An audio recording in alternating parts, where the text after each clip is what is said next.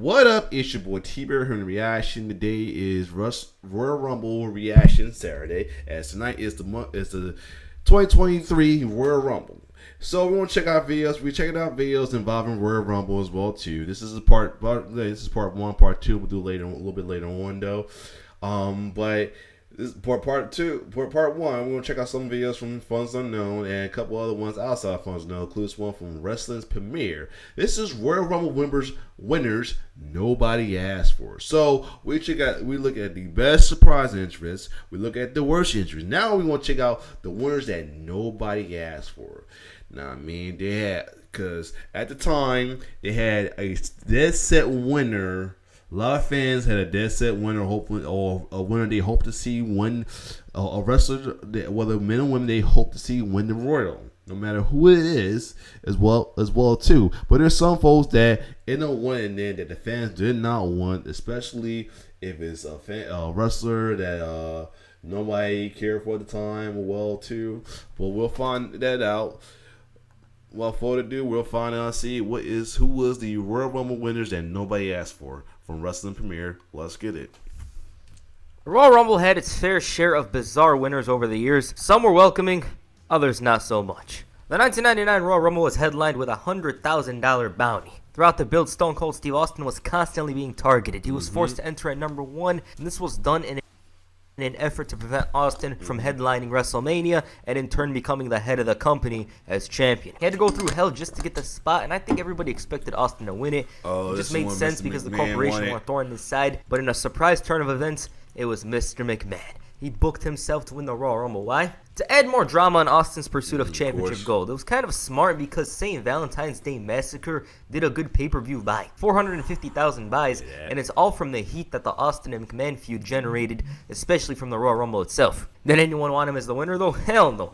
But it brought a lot of entertainment and gave Austin another dramatic obstacle to overcome ahead of WrestleMania. So it's very, very different to the rest of the list. Throughout the 2000s, WWE got the Royal Rumble winners right. I wouldn't even say for the most part, because when I see who won, they all made sense. Obviously, in hindsight, the Chris Benoit one sticks out. I'm sure Eddie Guerrero would have been cool in that spot, but the 2000s were nice. Edge wins in 2010, and then 2011 comes around, and at this point, there was a few favorites. The result wasn't entirely surprising, I'd say, but the favorites were John Cena and, of course, Alberto Del Rio. Del Rio's win came only 4 months after his debut and showed that there was a bright future. It was from out of nowhere, though. Not the build, but the fact that around SummerSlam time, this guy hadn't debuted, and he was going to be the one to face Edge at WrestleMania for the World Heavyweight Championship. The problem comes down to how hard he was pushed, and that all started here. Another problem, though, was who else could win this Rumble? The only candidates were John Cena and maybe CM Punk and Randy Orton. So there wasn't much. By the looks of it, the new era was the way to go, I guess. Throughout the year, the new wave of talent was becoming more and more notable. Others were given another chance at superstardom. One of those to receive this chance was Sheamus. As a babyface, Sheamus was revitalized and became one of the strongest booked wrestlers on the entire roster. His character was fresh from what he used to be and had some hype behind him. At the time, he didn't seem as a likely winner. He did look like a potential secondary winner though. But the first was Chris Jericho. Jericho's return had some oddness about it, but he was the favorite. And just for this, they decided to change it like that. It didn't stop them in the past, and for somebody like Chris Jericho, to add the Royal Rumble to his legacy would have been cool. Sheamus' feud with Daniel Bryan was second fiddle, but not to mention their match as well. It's a very forgettable Rumble and a very forgettable winner as well. The next one, though, was the opposite. John Cena. After a widely inconsistent 2012, which was highly over-exaggerated as the worst year of John Cena's career, he looked to rebound in 2013. To explain this properly, his year is like the Chiefs, the Warriors, or even a team like Man City not doing well. But it certainly wasn't his worst. It was his worst since probably 2008, though. The moment 2013 began, everyone and their mom knew who was winning the Royal Rumble, and it wasn't Dolph Ziggler or Ryback. It was John Cena. This one might seem as false advertising if you read that title, because there was some definitely that wanted him to win. But it was not that interesting and predictable. Predictable isn't always bad, but when it's John Cena and the height of his push winning the Royal Rumble in the year of 2013, that's a different story. I think they could have had him face The Rock with another scenario and have somebody challenge for the world title here. The redemption storyline was going to happen anyways. In a better world though, triple threat drama with The Rock winning the Royal Rumble, or even The Undertaker winning the Rumble itself, it sounds so far-fetched and ridiculous, but I would have preferred it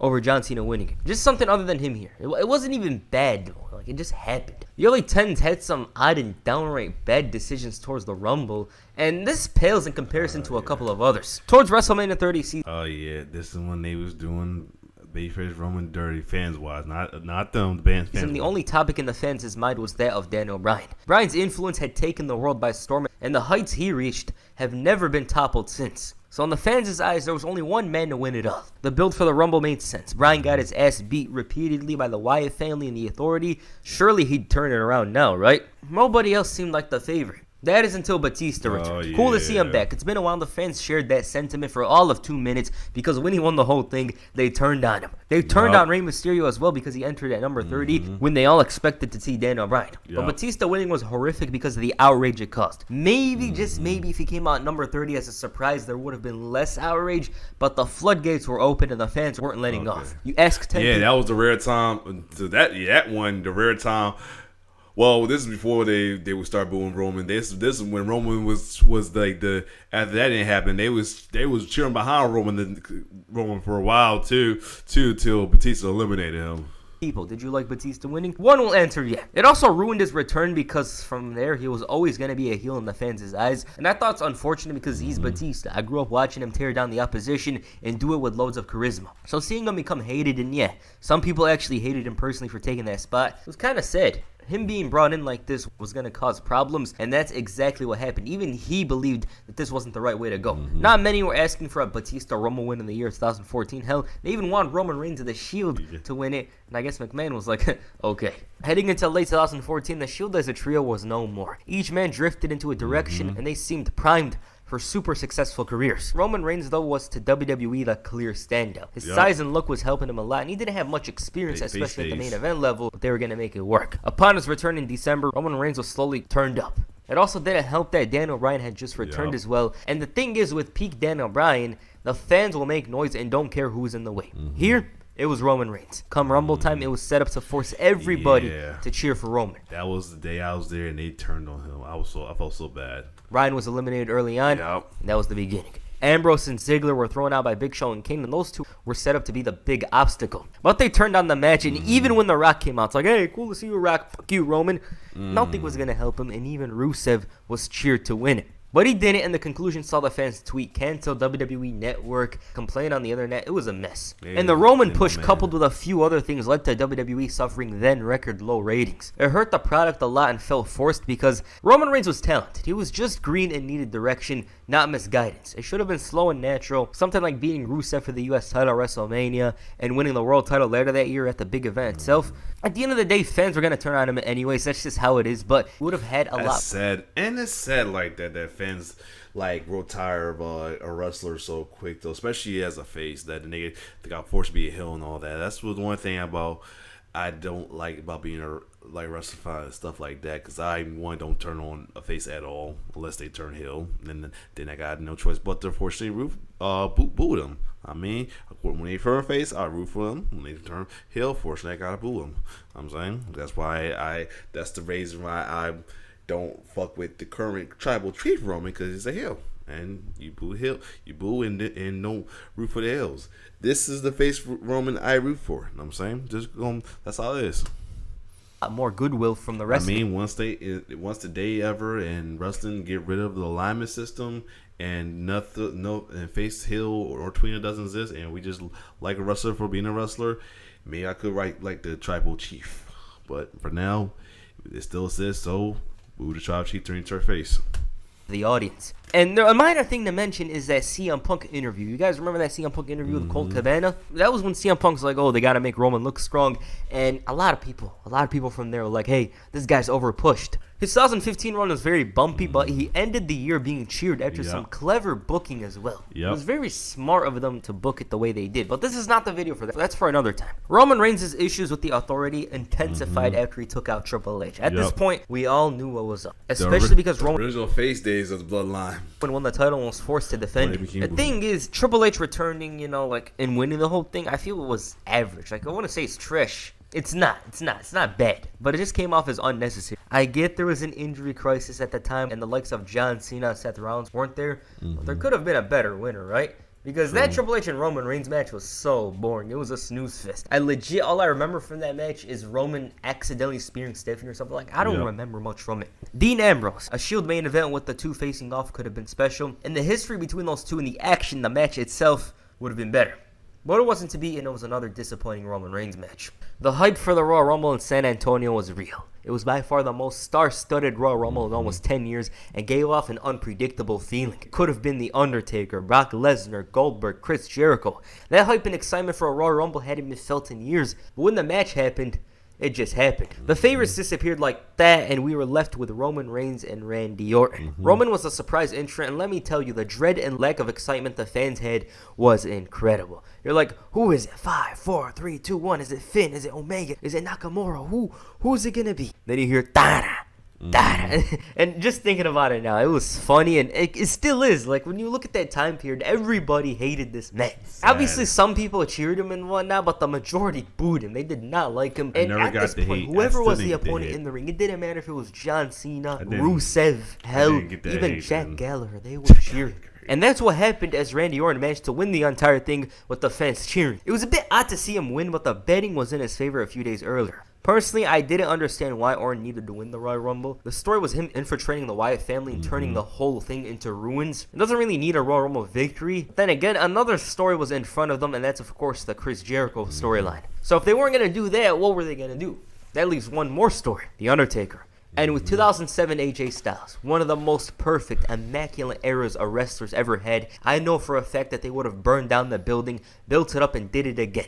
Like, that match for the WWE title would have been incredible. Randy Orton was an odd choice, and it didn't help that the WrestleMania match was disgusting and forgettable. I remember watching WrestleMania 33 the next day in the morning, and I didn't know the results, so start the show at 11 a.m.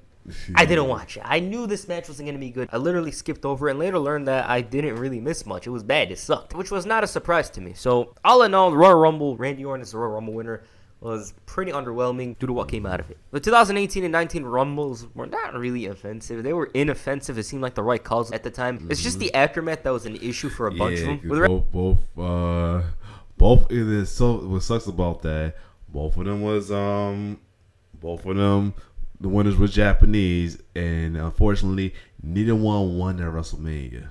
WrestleMania 36 on the horizon, though, it meant yet another challenger was to be determined in the Rumble. For the woman, it didn't seem like there was many favorites. I remember at the time thinking it would be Shayna Baszler because she had unfinished business with Bayley and Becky Lynch, but it turned out to be Charlotte and why? Because. Now, at the end of the day, it's always her. It's always the wheels keep on going. She leaves. She comes back. We all know she's gonna win the title. And then she used a Royal Rumble win to go after the NXT title. That's how it always is. Unlike a bunch of these, the women's Royal Rumble did not have many choices. There's of course the shocking choices. If you want to do something big, Rhea Ripley, Bianca Belair, but they weren't gonna do that. And other than Charlotte, there was only one woman that could have won the entire thing. That's Sasha Banks, but she got injured. She got injured at the time. It led to Charlotte stat padding once again. This all leads me to 2022. Yeah. The most disappointing set of Royal Rumble winners in recent years. Ronda Rousey and Brock Lesnar. The Rumbles lacked a true favorite to them. Both matches, they did not have a true favorite. We were going into it, it's like, oh, he could win it. She could win it. We didn't really know who had the best chance. The Women's Rumble had me believing Sasha Banks would win because of her return, and the men's for me was AJ Styles, even though he didn't really look like he had much of a chance to begin with when you look at the build. The pay-per-view didn't have much hype behind it, and with the lack of favorites, it turned out to be very uninteresting. Ronda winning the Rumble is dull. I did not care for it, and it led to a run nobody in their right mind would ask for if they knew what it was going to lead to. And ever since she came back, her form was nothing close to her 2018 run.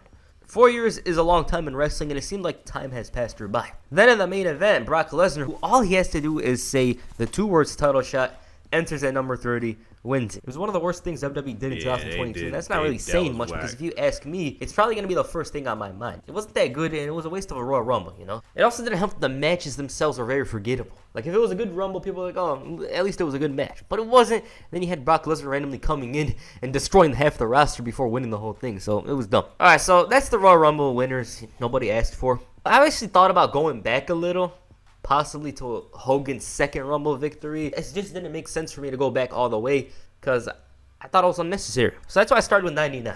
Because if you go back, a lot of the winners were liked, this and that. And definitely, for somebody like Lex Luger, there had to be a lot of people that actually wanted him to win it in 94, right? There just had to be. So that's why I started with 1999. I went away for a couple of days because I was trying to think of the next video. I was going back and forth. That's what caused me to release this so late, so I apologize for that. I got a couple of videos on my mind. These are some of the videos I have on my mind. Alright, cool. So there you have it, though. A lot of Russell fan winners that fans did not ask for. Whether it was one, or it was somebody that totally did not want, or somebody that they thought they could have different winners others aside for that person. You know, it's good, but they could have been a different winner, a little better winner. But either way, there you have it. So if you like my reaction, like, share, subscribe to my YouTube channel. It's your boy T-Bear signing off. One love.